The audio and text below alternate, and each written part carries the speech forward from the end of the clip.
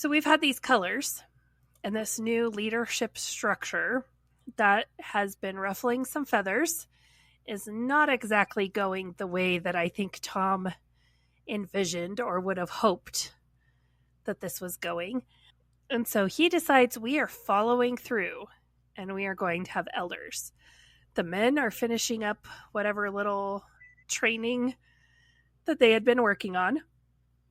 And Tom is ready to present a group of men for consideration to the body for eldership.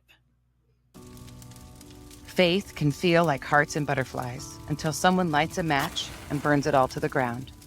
Welcome to the Burning Butterflies podcast. The sad thing is that there's abuse of every kind within the church. But the spiritual abuse is the stuff that just Well, it's a place there shouldn't be abuse. Like, there just shouldn't be abuse in a place that claims Jesus. Well, it ruins your soul.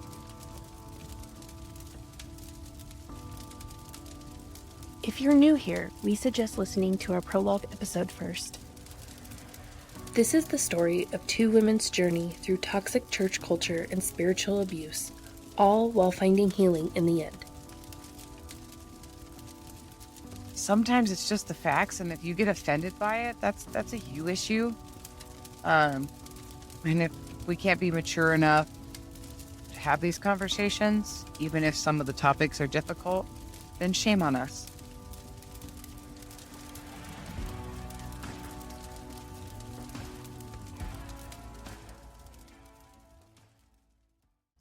I guess maybe I didn't realize until like this moment.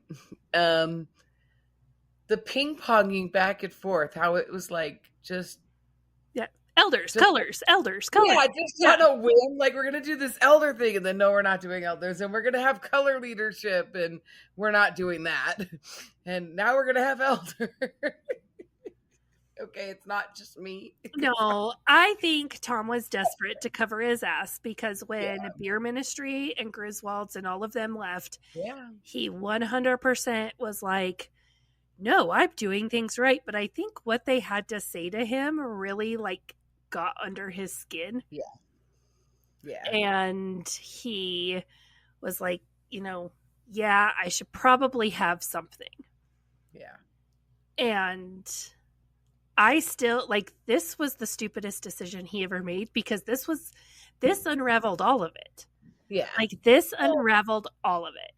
And I think I don't know what he expected. Well, I've been thinking about that, and you think about like the different seasons of people that had come through the church, right?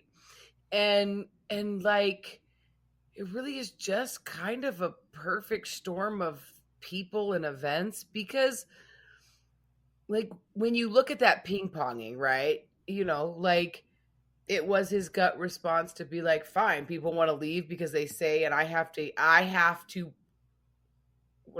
control the fallout, right? Like I have to mop up this mess. So, and he had just made a big spectacle, hit his knees on stage, and right. So he's got to do damage control, and in the true like church fashion, we need to have elders, right? So that's just like your go-to response. And then there was other key players involved, and the whole leadership structure then sounded good, and it didn't involve secondary leaders. You know what I mean? Like, because I feel like once he got into the elder training, that was like, this isn't like I don't feel like it was your everyday eldership training. Like, I feel like if you were going to pick like some eldership training, okay, throw a book at the guys, we're going to make you elders, right? But he picks the like heavy hitting, like you're elders, right? Well, I mean, he actually like I could see a valid reason for everyone with the exception of Barry. Yeah. I could see a valid reason for Right. all of those men to be asked Yeah. to go through the training. Right. But I think it was like even the ones that I was like in the moment, I was like, what the heck? Like Steve from DJ and Steve was yeah, asked. But honestly, like I see validity in that because right. he was serving. I mean, like Young. we didn't have a lot of men, Yeah. honestly, who gave a shit enough to serve consistently. Right. Right. So that's where I'm like, okay, it makes sense, right? That makes total sense. So why the shift to like the color leadership? Like that was a weird curve. So something with that, like something about the eldership. And then, but I totally get because of the cans of worms that opened up in the color, like the color system was way more than Tom could have ever anticipated. So I just Yeah. don't know, like, is he trying to appease one group over here and another group over here? Because then it makes sense that we go back to eldership because we should have done that in the first place, right? That was part of the playbook. Like, that's the part where I'm like, why did we have the little ping ponging? Like, that's what was weird. Yeah. I agree. That was weird. And honestly, like we kind of faded the colors out and didn't even say anything. Yeah, Like it came and went with so we like had a giant, like he had me take a giant marker board in the office and write out the color levels in like expo markers in the colors and list everyone's names. And that was on the wall until the day I left. yeah. So it's so So that is something it that is very bizarre. like we still said we had the color levels, but like everyone who was at the top of their level, we were having meetings regularly. And once we got elders, we stopped. Yeah. Well, so I almost wonder if like it was like we're gonna have elders, and then all these people were gung ho, and he was like, "No, no, no, I was just kidding. I don't need you to be so serious. We're gonna do this.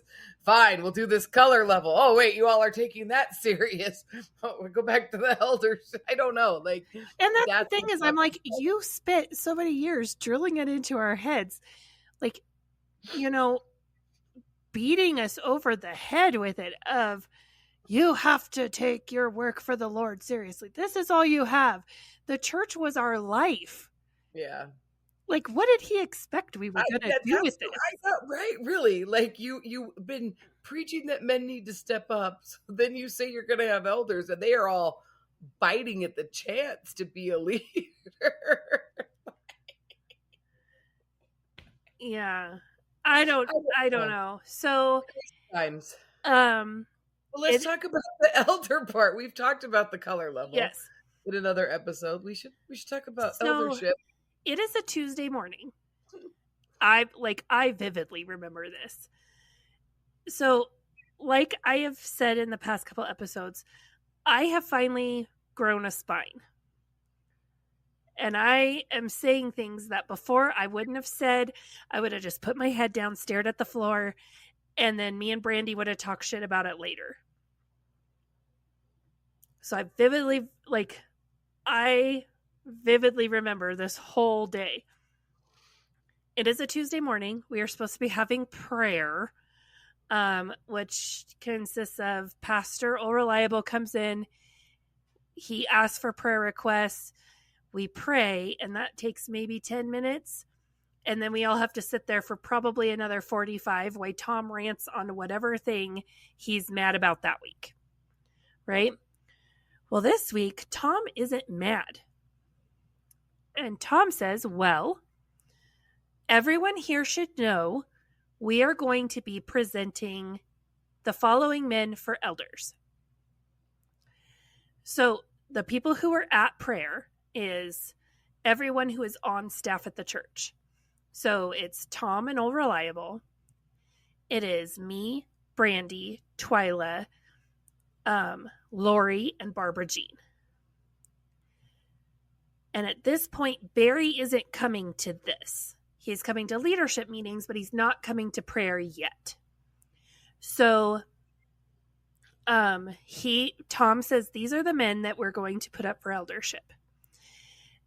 And I said, are they going to be elders or are we voting? And he said, we don't vote. And I said, we voted for Old Reliable. And he goes, no, we didn't. And Old Reliable goes, yeah, you guys voted for me. And I was like, I told you, because I have been saying this for years and Tom has been gaslighting me. And I said, I like at the high school, I remember, because that was like one of the first things I did as like an adult member of this church is I voted for Old Reliable. And Tom goes, we did? And Old Reliable's like, yeah. And he's like, I guess it wasn't a vote. You just said like, raise your hand if you have anything against Old Reliable. And no one raised their hand. And he said, raise your hand if you affirm that Old Reliable should be a pastor. And everyone raised their hand. And Tom goes, well, yeah, we're not going to do it that way, because if anyone has something to say, they're not going to raise their hand in front of a whole room full of people. So I said, well, I can create a like. Can I interject for 1 second? Yeah, go for it. Not only did we do that exact same process, like I wasn't there for Old Reliable, right? But every man from the moment that I stepped foot in that church who was ever put up in a place of leadership, like all the pastors that we were like, we're going to make this guy a pastor. Let's make this guy a pastor. Even Pastor Young Gun, right? Like every man, like there's like 5 or 6 of them in the since Old Reliable till right now. Yeah. There's like 5 or 6 men that we have gathered in the sanctuary and said, do you have anything against this man? Raise your hand. Nobody does. And then he goes, if you affirm that this person should be in this pastoral position or whatever it was, if you affirm that, raise your hand. We did that for every single man in between Old Reliable and this eldership meeting. Which I will say, we're not going to do it now. Yeah, I wasn't there for a lot of them. I know with Young Gun, he didn't ask for objections. Right. He asked people to get up and share why they would affirm him. Right. But yeah, so Tom was like, well, no one's going to raise their hand. And I in the moment, I'm like, well, honestly, if you have something that you have, like, isn't that biblical? We're supposed to like bring it to people. Like, so, and Tom said, well, some of these men, I just don't want people saying things about them. And then it turns out to not be true. But then they're, the court of public opinion and everything. And so you look at these men and I was like now, I didn't think this then. It didn't pop into my head until now. What was he afraid that people were going to say about Barry? Because none of those other men, anyone was going to say anything about. No, but he's had an earful every day since that man came to the church. That's what I'm saying. Like, he didn't want people to oppose Barry. Right. And I honestly will say, I don't remember like in the moment, like you said with Young Gun, but I do remember being told at some point that if you think there's a reason, like there was a place and a time to bring up those things. No, for every man. No, for every man. And Tom would say it from stage, like sermons multiple times. Yeah. So whether in the formality of the service, the ceremony, the ceremony or whatever that they would say, does anybody have an objection like that? I you're probably right. We probably didn't specifically, but that's my point, is that like it's always been done that way. You've never had a reason to not ask people to say, if you're uncomfortable for any reason or you feel any reason that this person shouldn't be a leader or a pastor. But now all of a sudden, because people have been complaining to you every single day for months about this guy you don't want, we're not going to take any complaints. Well, so I say, I can make like an online thing where people can say like, I would like to talk to, Tom or Reliable because I have something. And Tom's like, no, we're not going to have meetings with people just because they want to come and complain about something. And in my head, I'm thinking like, isn't that kind of like, if I see like one one Karen being, pissed off about something that someone did and being mad about it. But like, I think he was scared that there would be multiple people coming to him about Barry, and he didn't want to deal with it. So we kind of talked through how we're going to do this. And even Old Reliable even said, like, well, no, we need to, like, if there's something someone knows about someone, we need to give them the space to be able to bring that to us. Yeah. So it was decided that I would, on the website, I would create a page of these are the men who are up for eldership. We would have a picture of them. They would have to write like how long have you been at Come As You Are? How do you serve at Come As how do you serve at Come As You Are? What does being a part of this family mean to you? Kind of thing. And then, what do you feel like God is leading you to in leadership of this church? Yeah. And then it would have a place where all the men had to be open to someone meeting them for coffee or something like that to, talk to them if anyone had any questions or concerns. And then there was a place where someone could fill out a form. But I mean, it was the amount of information that Tom required on that form made it to be where it would be a giant pain in your ass to fill that out about anyone. So no one did. But he said, these are the men. He said it was going to be Bill Nye the Color Guy. It was going to be Brock, Barry, and then there was two older gentlemen. We're going to call one of them the older elder and the other one the serving elder. And so it was those 5 men. And he said, well, I guess we'll just open this up now. Does anyone have anything to say about any of these men? And I said, what about Chimney? And he said, Chimney doesn't want to be considered as an elder. He withdrew his name from consideration. And I said, okay. Said, oh, that's interesting. Yeah, I was like, oh, but yeah. We need a little tea there. Which we have later found out that whether he removed his own name or Tom removed his name for him, at eldership training, Chimney calls Tom out for not having any accountability. Yeah. I guess they have this little exercise where all the men sit in a circle in chairs, and then one man sits in the middle, and the man in the middle, everyone on the outside circle, goes around and basically criticizes them, gives them ways to grow as a leader.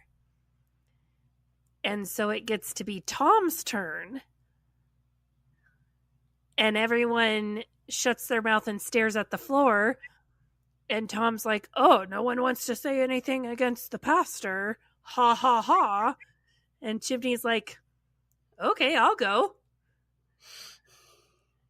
You don't have accountability. You don't have a mentor. You don't have anyone that holds you. Like, you have nothing. And that made Tom mad. That made Tom so mad that exercise was done and they never revisited the topic. No. Didn't he also call him out for like his lack of like training? Yes. And stuff. Like, yes. Just saying, this is where you need to grow. Yeah. So we're not going to read in anything, but Chimney's not up for consideration of being an elder. Tom is not a Chimney fan at this point in time. No. So I was like, he's like, well, do you guys have anything against these men? And I said, well, according to scripture, these are the qualifications of an elder. And we went into scripture and we read, leaders of the church verses and everything. And I said, I would have reservations about Brock. And I looked at Barbara Jean and I said, this isn't a personal thing. Like, I'm not meaning this to be offensive, but I'm saying if you look at Brock compared to the older elder or the serving elder or Bill Nye the color guy, Brock doesn't hold a candle to them. He doesn't go to any Bible studies. He doesn't serve. And when he does sign up to do something, he shows up and makes an appearance, and then he dips shortly after. So I would think that if we're going to put this out to the church body, this should be men that the whole church would not have a reason to question why this man is up for consideration. And even Barbara Jean was like, honestly, like, it hurts that you say that about my husband, but honestly, I could see where you're coming from. Yeah. And Tom kind of looks around and he goes, do you all feel the same way about Brock? And everyone kind of like looks around and kind of realizes like, okay, this is like, we can actually be honest in this moment. And everyone kind of like nods their head. Yeah. And he's like, okay. And I said, and honestly, very much the same thing for me would go for Barry. He's been here not even a year. Like, there's some red flags. Yeah. And he doesn't do anything. And so I don't think the church body has the opportunity to know who he is or see him serve. And Tom goes, he serves, he teaches on Thursday nights. And I said, he stands on a stage with a microphone. That's not serving. Right. He's not serving the body. That is like saying Jesus only served his disciples by standing on the mountaintop, giving the Sermon on the Mount. And that's discounting Jesus healing the sick. Jesus, like, talking to the beggars and the lepers and all of those people. Jesus washing his disciples' feet. Like, Jesus got down and dirty with people. He didn't just stand on the mountain and preach. And by this point, everyone's like, okay, she's saying it. Just doing it. Okay, we're doing it. And everyone's kind of like, yeah. And Barbara Jean goes, well, he does have his small group. And Brandy goes, but who actually comes to the group? I don't want to know who's in your text group of 65 people. Who actually goes to his house, to his small group? And it was Barry and Miss America, Brock and Barbara Jean, and one other couple. Okay. Yeah. But they had been telling the church that there's 65 people at their house every week. Got 40 to 60 people at their house any given Monday. Yeah. And besides themselves, 4 people, and not even every Monday. Yeah. Yeah. So I had more to say, but Tom didn't want to hear it. Yeah. So Tom is like, okay, meeting's over. I'll take it into consideration. Yeah. Thank you, ladies. And so I kind of sat there for a minute, and Pastor O'Reliable was picking up his stuff. So I just said, can I talk to you for a minute? And he goes, yeah. So everyone leaves. Like, Barbara Jean left because she only worked on Mondays. So she would drive like literally a half an hour into our town because she lived in another town, drive a half an hour in to come to prayer, and then drive home every Tuesday. And so she left. Lori and Twyla and Brandy went back to work, and Tom went to his office and closed the door, which was his sign of, you girls pissed me off. I don't want to talk to you anymore. So I asked if I could talk to O'Reliable. And so O'Reliable and I sat in the living room of the office, and I word vomited everything to him. I let it all out. I said, I don't understand why we're letting him preach. He said in 40 Days of Community, he had never even read the Old Testament, but it was fine because we live under the new covenant. Brandy did research. Like, he's not even a real doctor. He's not even a real chiropractor.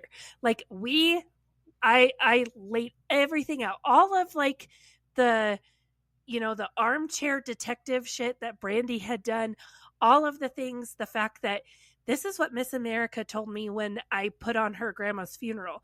And then this is how their story changed. Whatever happened to them going to the Philippines? They raised money for that. What are they doing about that? And she did this beauty pageant. And what the hell is going on with that? And I laid it all out. And I was just like, it was like every time I said something, it was like this giant weight came off of me. And I didn't realize how much I was carrying that. And it was to the point where I was like sobbing to All Reliable.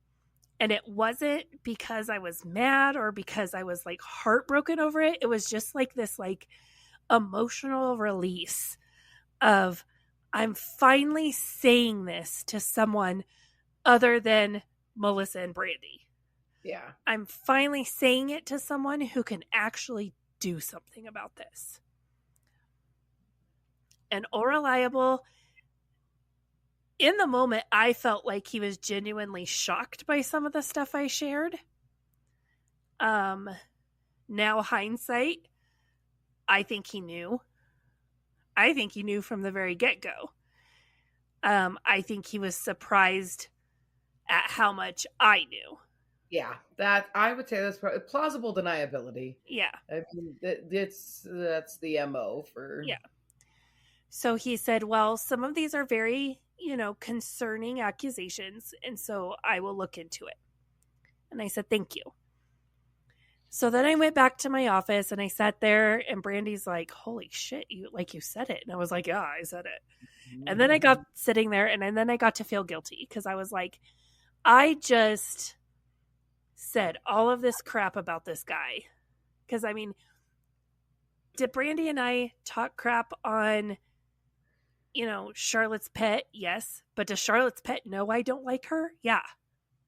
Would I talk crap about other people?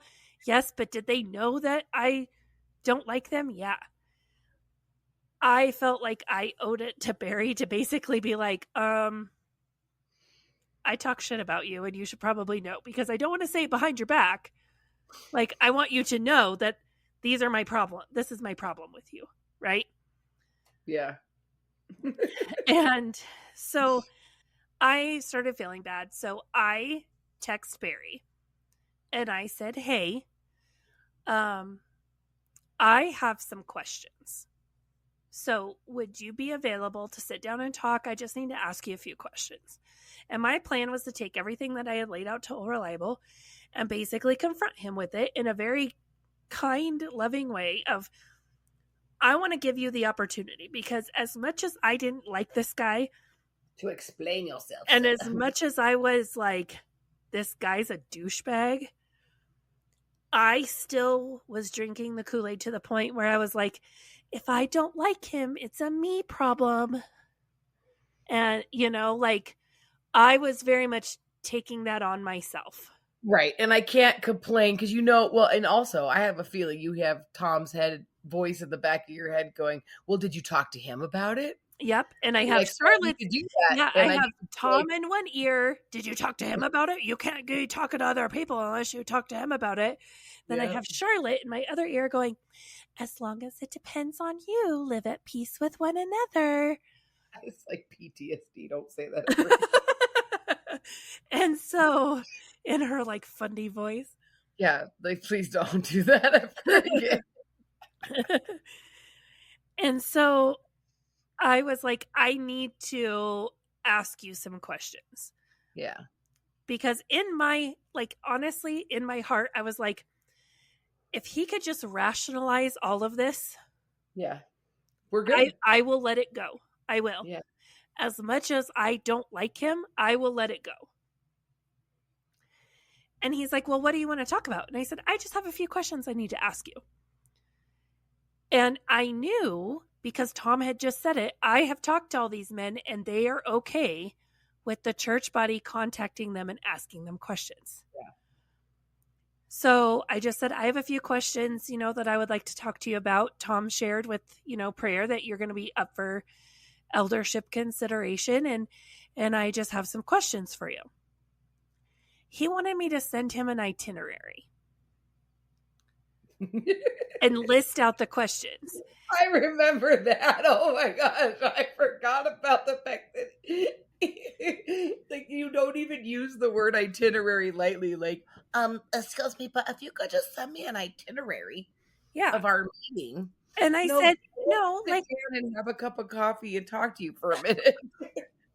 Well, I'm gonna need that in a 3-page form so I can sit down and talk to you. Yeah. So I'm like, I don't feel like I need to do that. Like, I just have questions about you personally. Because in my mind, I'm like, if someone just has questions about me, why do I need those questions ahead of time? It's about me. Like, what? So if I'm asking you questions about you, why do you need those questions ahead of time? I'm asking you questions about you.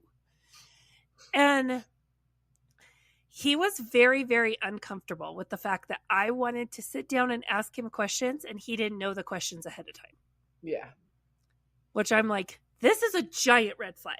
So just think about all of the red flags that we have ignored this entire podcast. Everything we have justified and rationalized and excused away this entire podcast. How big was this effing red flag if I was like, this is a red flag? This is a red flag. I finally can see that. That's a red flag. So I was like, I'm not going to send you an itinerary. So you can either agree to sit down with me or I can let Old Reliable know. Like, I've talked to Old Reliable about this and I can let Old Reliable know that you refuse to sit down with me. Yeah. So when I put it like that, he didn't have a choice but to sit down with me. Yeah. So I wanted to meet. He refused to come except for 30 minutes before Thursday night, before the service. Yeah. And so he came, and while you guys were practicing worship, him and I sat in the lobby, and I asked my questions. He did not answer a single one. He wrote them down in a notebook. And then said, I will get back to you. Back to you. And I was dumbfounded. I'm like, and I tried to push, like, I just need to know, like, have you read the whole Bible? I'll get back to you. Well, I'm just going to write down all the questions first. And I'm like, I feel like you want to write down these questions so you can, like, go practice an answer. Like, why can't you just answer? And he just kept saying, I would prefer to write down all the questions and then I'll get back to you. And I'm like, this is so weird. Like, this is so weird. And he's like, well, this is a common leadership thing. And I was like, no, sir. Nope. Because I can walk into Tom and be like, hey, I have a problem, and him and I'll hash it out right now. Yeah. Like, I this is weird. And I told him to his face that it was weird. And like, you're asking this man questions about himself. This isn't like, so I was curious as to why there were temple prostitutes. And he's like, oh, I'm going to have to go research that. So, have you been to church before? I have to get back to you on that. Yeah. And have you ever read the entire Bible? I'm going to have to get back to you on that. Is it true you were going to go to the Philippines with your wife and now you're not? I'm going to have to get back to you on that. Yeah. In the later seasons of the show, the American show, The Office, they are looking for a new manager. And they are interviewing people. and they are interviewing all these people and they're asking them questions about themselves, right? And then Andy comes in and they're interviewing Andy. And Andy is now dating Aaron, who was dating Gabe. So Gabe is like one of the interviewers and Andy is the interviewee, right?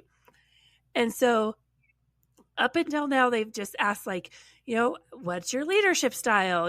How do you think you could, fit your management style into this office and things like that. And Gabe asked Andy, like, how far away is the sun? Like stupid questions like that. And I was like, that is like the way he reacted was like if I would have asked him off the wall questions like that. Yeah.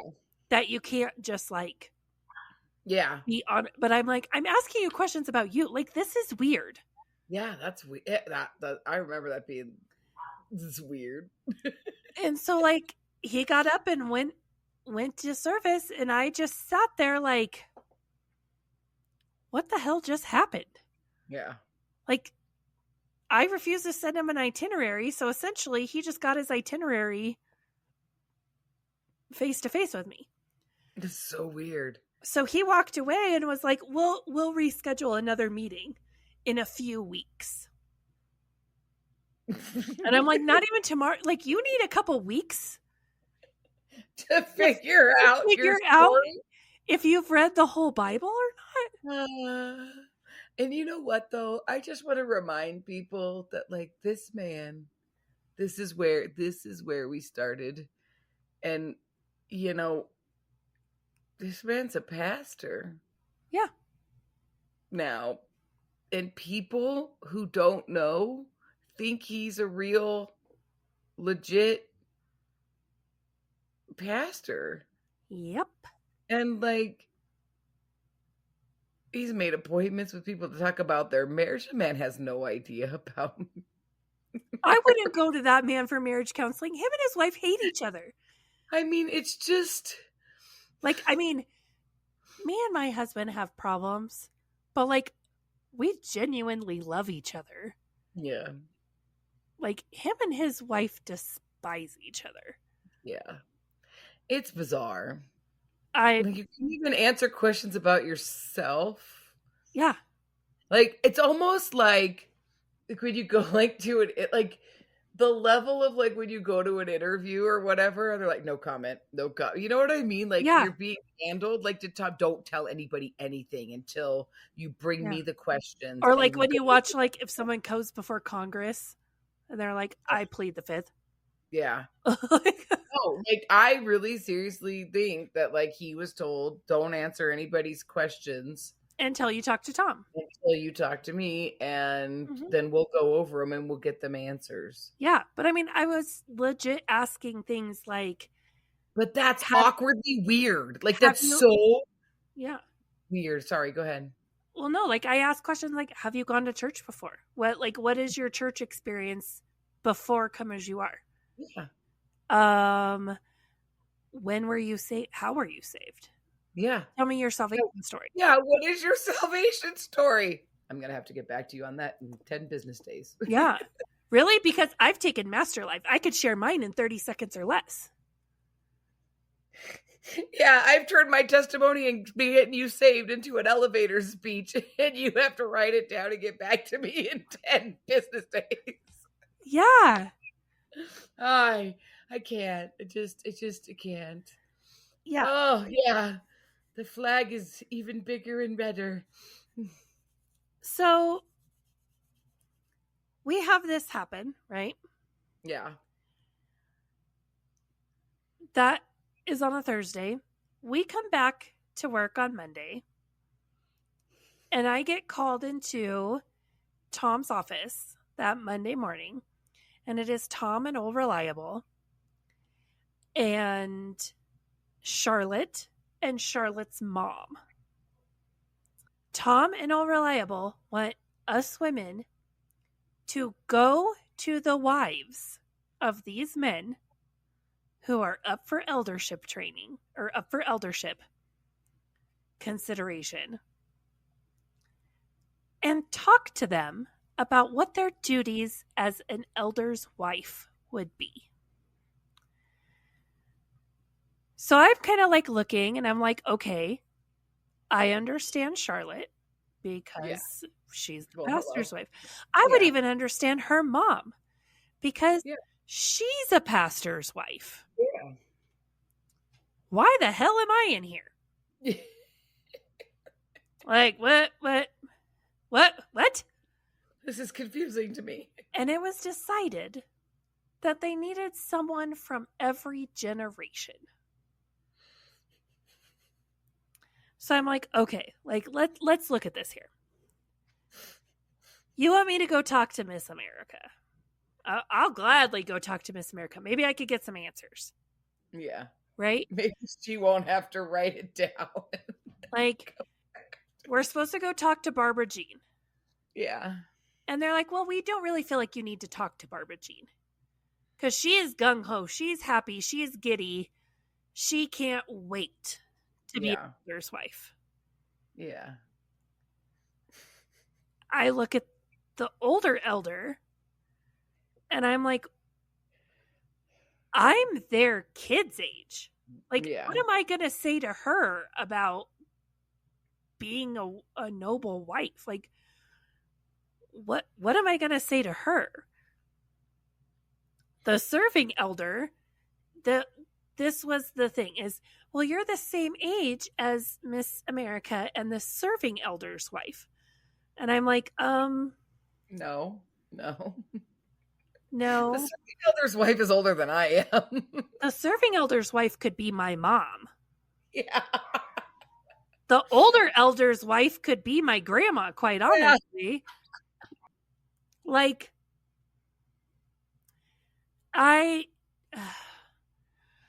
okay. And I mean, I have a decent friendship with her.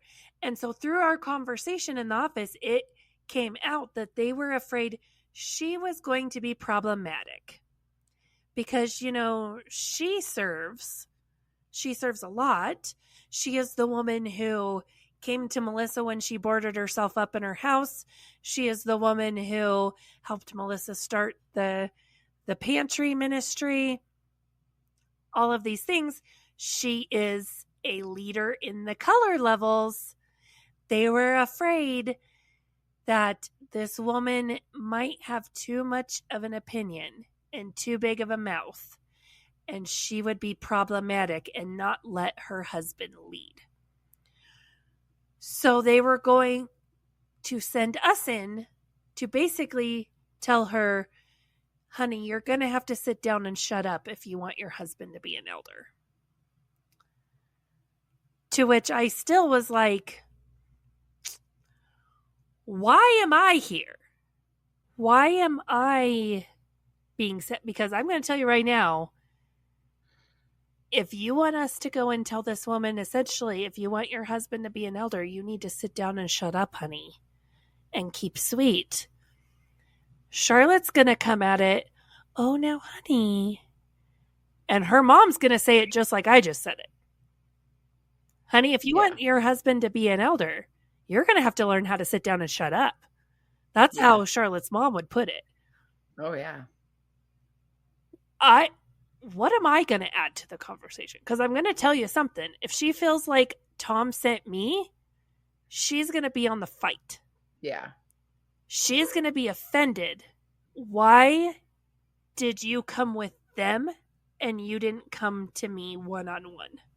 Why did you not have the respect for me enough and the relationship that we have that I would have come to you one-on-one? Why did you not come to me? And so I'm like, that's going to cause a problem. And then the other woman was Bill Nye the Color Guy's wife, who Tom has openly discussed how she is difficult and she's awful. And we've talked about her before. Like, yeah, at church, she sits there. She doesn't talk to anyone. Then we've seen her out living free and in the wild, and she's pleasant and has friends. And yeah, she's like the sweetest lady. Like, honestly, like, exactly. Like, yeah. The narratives. Yeah. So I'm like, again, if we go in there, like, that's going to cause a problem. And Tom's like, well, if they have a problem, then they, blah, blah, blah, blah, blah. And they need to, biblical womanhood and, Proverbs 31. And, women are not to lead men are to lead women and all this stuff. And I was like, okay. I guess let me know when we need to go talk to these ladies. I really don't want to do this. Like, if you can find another millennial to go with, the boomer and the even older boomer, like that'd be great. I feel like someone Gen X would probably be a little bit more appropriate. But if you can find someone, my feelings aren't going to be hurt if you take me off this like wife task force or whatever it is that we're creating right now. Like, but I mean, if you really want me to do this, I guess I'll do it. But, just let me know when we're supposed to go. We never went. We never talked to the wives. The most bizarre. Like, what in the holy manipulation was that? Like, just the random thoughts that, like, yeah. Which I think is crazy because, like, I would have thought going into that meeting, like, I would have been like, oh, crap, because you went and talked to Barry, right? A couple days before. So you know that Barry talked to Tom already. Oh, yeah, 100%. So that's also in the back of my mind is this a punishment? Are you going to make me ride all over with Charlotte and her mom to punish me? Because that would be something that Tom would do to punish me.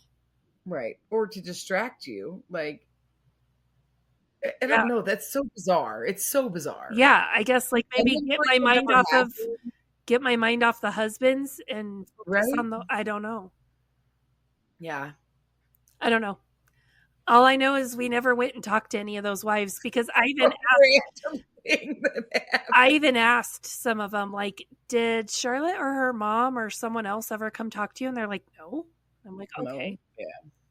Which I'm glad because I felt like it was highly inappropriate. Yeah, well, you told them like this is stupid. Yeah, like why would you do this? Like at our current church, they went, yeah, this is dumb. Let's not do it. Yeah. That was a bad idea.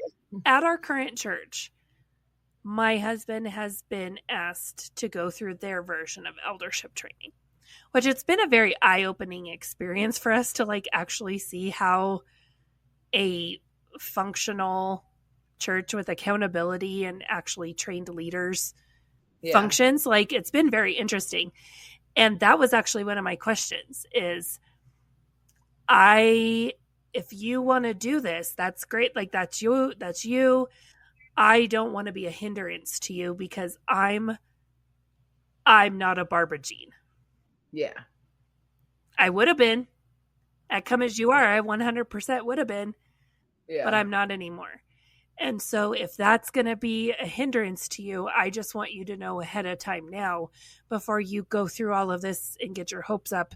And then I screw you over because I'm cynical and have a mouth. Yeah. And that's not even part of the consideration for an elder. Yeah. Because it's him as a person. It's not us as a couple. Right. And so, yeah, I don't know. It was weird. Like everything to do with this eldership thing was just weird. And then, so that was that Monday. Then Tuesday, Lori and I usually sit down with Tom and go over what is going to be in the bulletin that week. Yeah. And he announces we're starting something new as a whole church. We are going to do next step classes every Thursday. In the never before seen and never before done. The once a month next step classes that you might get one month, one and a quarter, yep, and 3, or whatever, 1 a quarter, right? Nope, we are doing now. We're doing them back to back to back. On a Thursday night. One of my questions I asked Barry was, how do you feel like you could be a leader of this church if you don't know how this church functions? You've never taken any of the 101, 201, 301, 401 classes, Master Life, any of that. So all of a sudden, we're taking all those classes on Thursday nights. We're going to crank Barry and Miss America through those. Yeah. Also, do you know what else we're doing as a church body? We are going to read the entire Bible together in 6 months. Yeah, in 6 months. In 6 months. In fact, we're going to take a Bible of the Year plan and double it. Yeah. And we're like, why 6 months? Why don't we just read, why don't we just follow a year's Bible? And why are we starting it now? Yeah. Why don't we wait till January and start it? Yeah. No, we're going to start it now. And because if you could do it in a year, why can't you do it in 6 months? Yeah. And I'm like, okay. Another one of my questions for Barry was, have you read the whole Bible?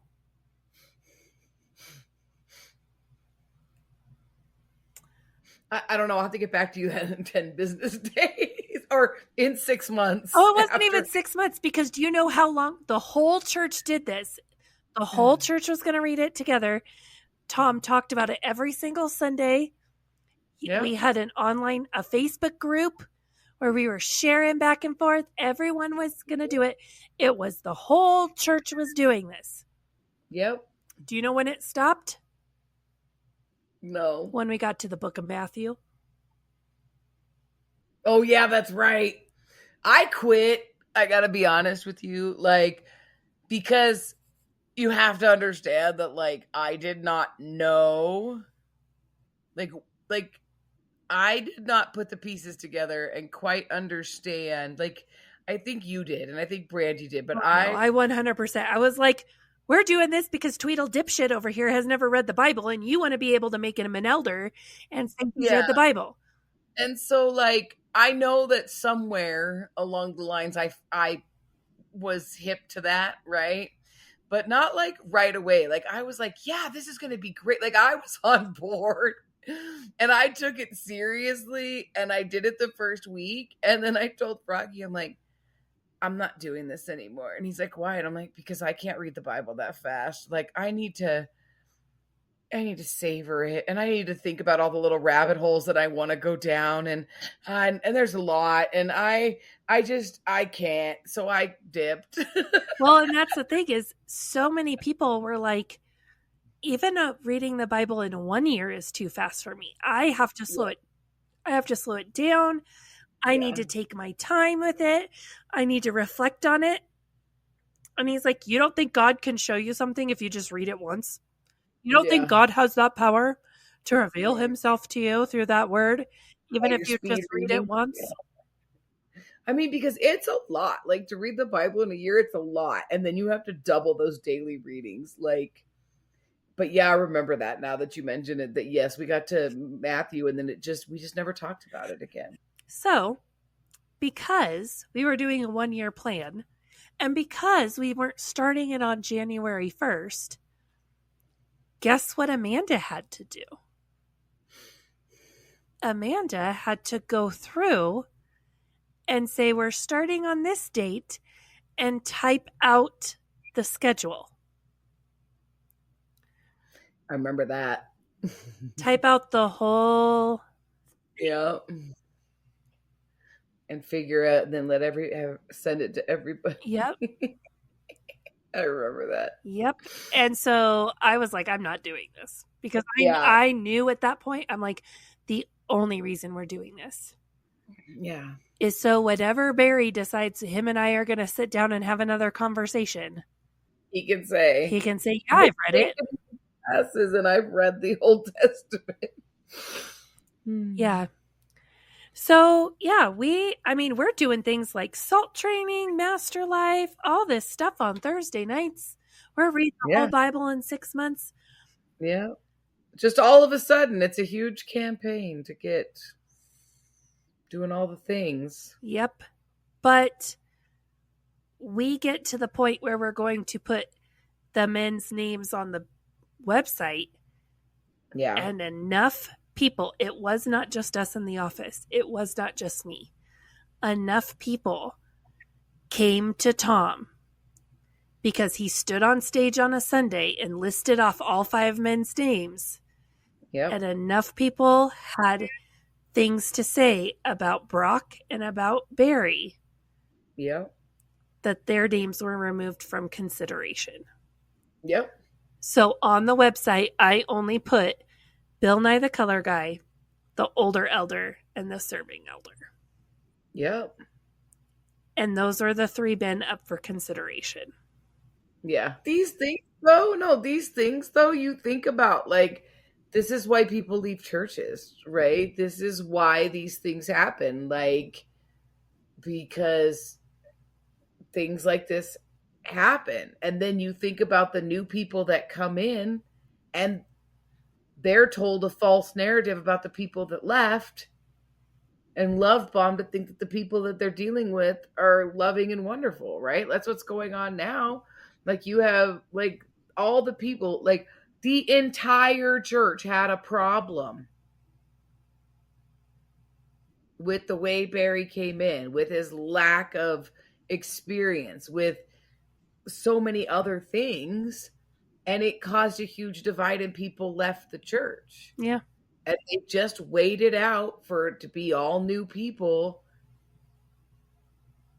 And then now he's probably been a pastor for 30 years, you know? Yeah. The narratives change. And who knows what you know what I mean? Like, who really knows what they're telling people? Mm-hmm. Something else that happened during this time is there were 2 women who came out that they had been having a relationship with one another. It was a much bigger deal than just that. One of them was married to a man. And so this man not only found out that his wife had been having an affair, found out that his wife had been having an affair with a woman. It was decided that they were going to send these men up for elder consideration over to talk sense into these women. Okay, hold on. Just hold on. Like, you really have to grasp. Okay, do you remember the story where Amanda, at all of what, like 20 years old, is sent to go deal with an alcoholic woman with no training, no experience, no concept or clue about what to do? I saw her old lady boobs. It was traumatizing. Yeah, so here we are. We're gonna send these 2 men who have no business whatsoever. But this is part of it. You're gonna be an elder now. No training.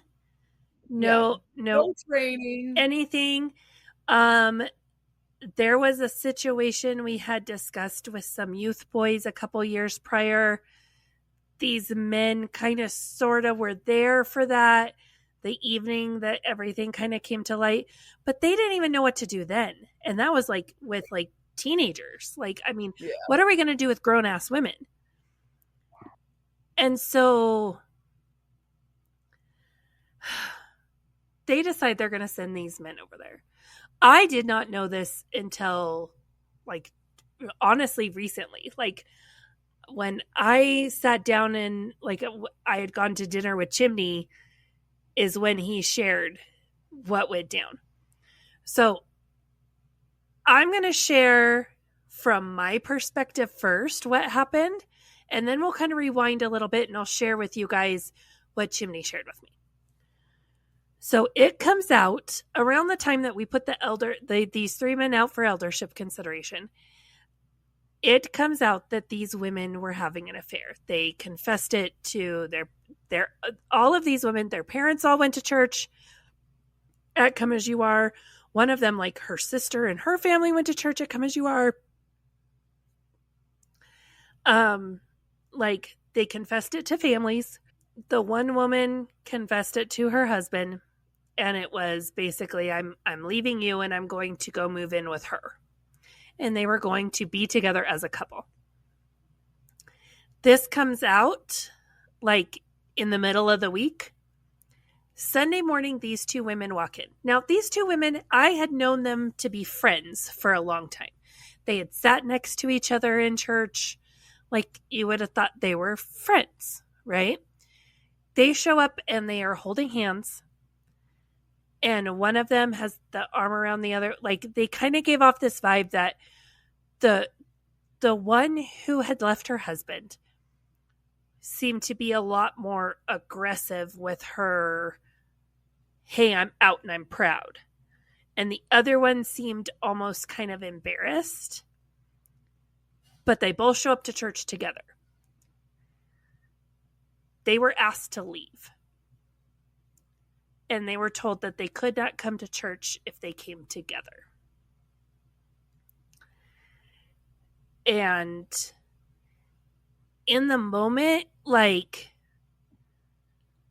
part of me was like, well, you shouldn't have showed up and been so aggressive and flaunted it everywhere. But the other part of me, I'm like, if these women are really struggling, why are we telling them they can't come to the place where they're supposed to get help? Like, why are we telling them they can't, they can't come and be a part of this family? And we say, come as you are.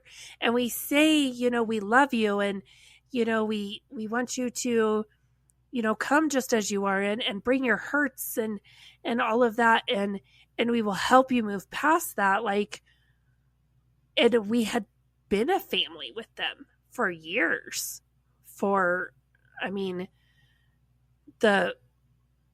Not the one who had left her husband, but the other one, she had been a part of the church almost as long as I had. Yeah, it really didn't make any sense. Like that, like it family, and then you're just like, well, now you're not a part of the family. And you can be a part of the family if you come separately, but you can't be a part of the family if you come together. And so in my mind, I'm like, how is this any different than these two women, what they do at home behind closed doors? At that time, I would have considered it sinful. How is that any different than Melissa and Froggy? What Froggy does behind closed doors at home. Right. Him and Melissa get to come to church on Sunday and sit next to each other. Right. Or the guy who was at the bar on Saturday night and drunk off his ass, or the girl drunk off her ass, at the bar on Saturday night, sitting in the pew on Sunday, right? Yeah. So we're going to kind of continue that conversation over on our Patreon, because I know my viewpoint on the sinfulness and all of that, of that situation has changed, and I'm interested to have that conversation with you over there. Yeah. But even just like that conversation of like, why is one sin worth saying you can't come to church if you're going to commit this sin? But right. We've had people who have struggled with addiction who have fallen off the wagon and have showed up to church and clearly are hungover, and they're even still intoxicated. Yeah, and they weren't asked to leave. Yeah, they're praised for showing up. Yeah. And so we're going to continue that conversation over on Patreon.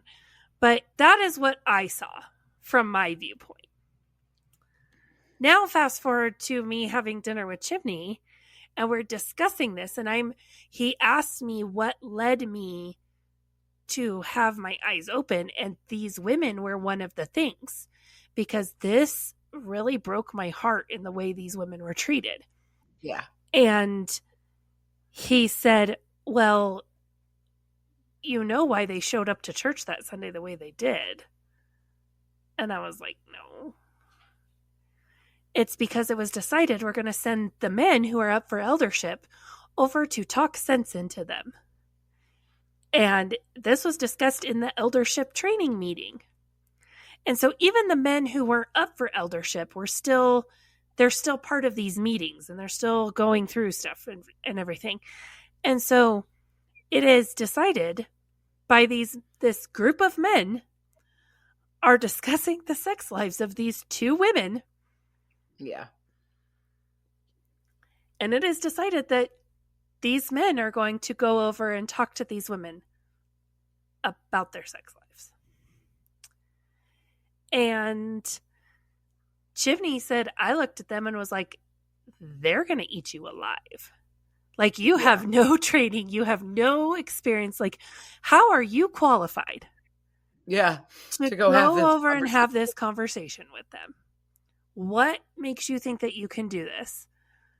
And, well, the Holy Spirit. God will give us the words, and God will give us the strength, that God will guide us. All they did was whack the hell out of a wasp's nest with a bat. Yeah. And that's why those women showed up to church, and that one was so, like, blatantly in your face with everything. It was a giant middle finger to Tom and those men who showed up at her house. Absolutely. And you know what's funny about that is that they had a lot of like supporters within the church, which I think is great. And we had people at our church who actually had qualifications to counsel people in these situations. Did we send those people?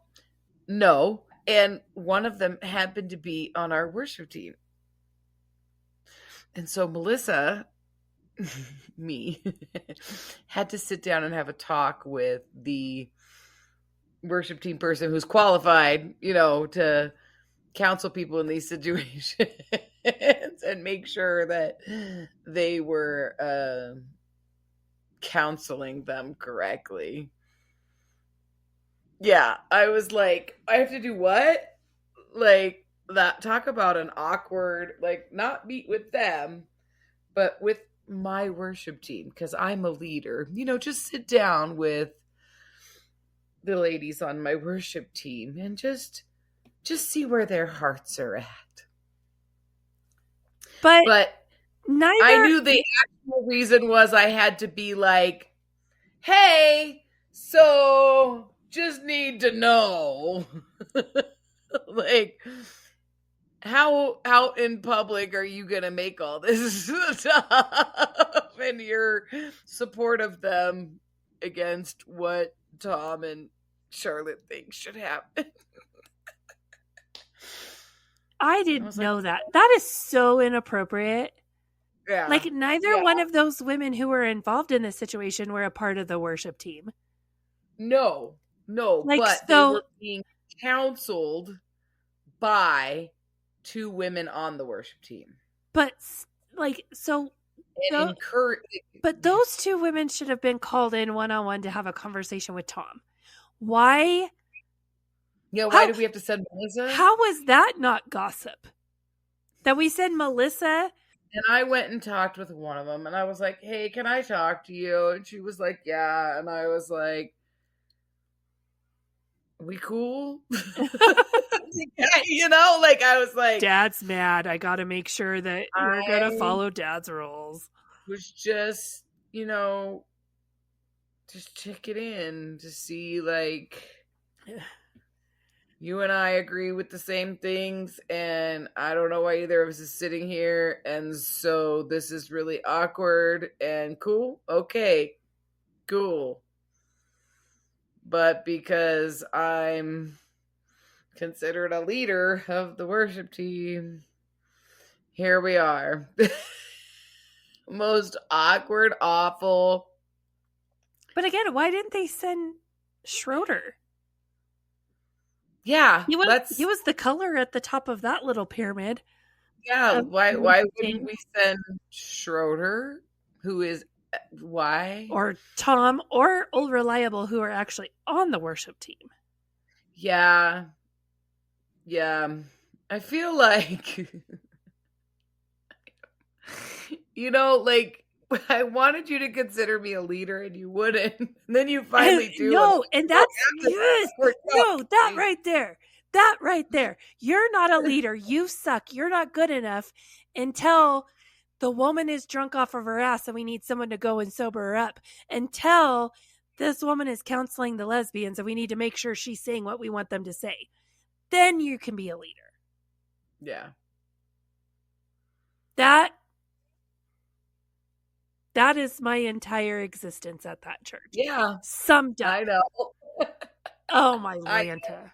Yeah. That is like, I wish that I was not as tired. I was not as emotionally and physically drained and made to like, I wish my brain was not like, if you do the research and you look at like what living with narcissistic abuse does to like the human body, the human brain, you know, like I wish I'd been on my A game because that would have never happened. But I was so like, at that point, I was so just done.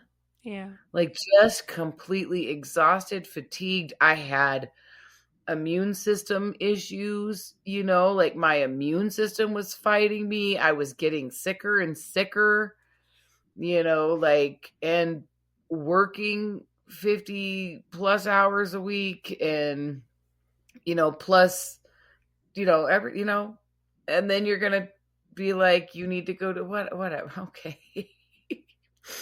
Like, and listening to them like propagate me to go talk to this lady, and I didn't even say any of the stuff that like I was supposed to, because I was just like, I'm just curious that's about all I got. What are you counseling them? You know, like Yeah. what are you giving them? And then she told me how qualified she was to do this. And I was like, that's cool, right? Like, because I didn't know that before. Oh, you're then. actually trained? You're not just some random man who read a Bible study and now all of a sudden you can like you have a lot of experience in church settings with these kind of things. That's cool. Oh, that's cool, right? Like, so the conversation, like as awkward as it was, I left the conversation being like, that's really cool. I'm glad that lady's there for those girls, right? Like, I'm really excited about this, right? Not go and been hammered down. Nothing. I don't agree with this crap you're propagating me with. I'm not gonna go and turn it around on somebody else. I can't do that. But yeah, I do wish I was a little more on my A game, because then because I'm embarrassed. I mean, honestly, it's like embarrassing to be like, oh yeah, by the way, I was one of those pawns that had to get involved in that. Burning Butterflies is a listener-supported podcast. Today's episode was brought to you by our amazing supporters on Patreon. Follow the link in our show notes to learn how you can become a Patreon supporter too. Supporters get exclusive access to bonus content each month, including outtakes, cut content, and supporter-only episodes. If you've enjoyed this episode, please leave us a rating on your listening platform. Burning Butterflies is a production of Asha Media. Thank you for listening.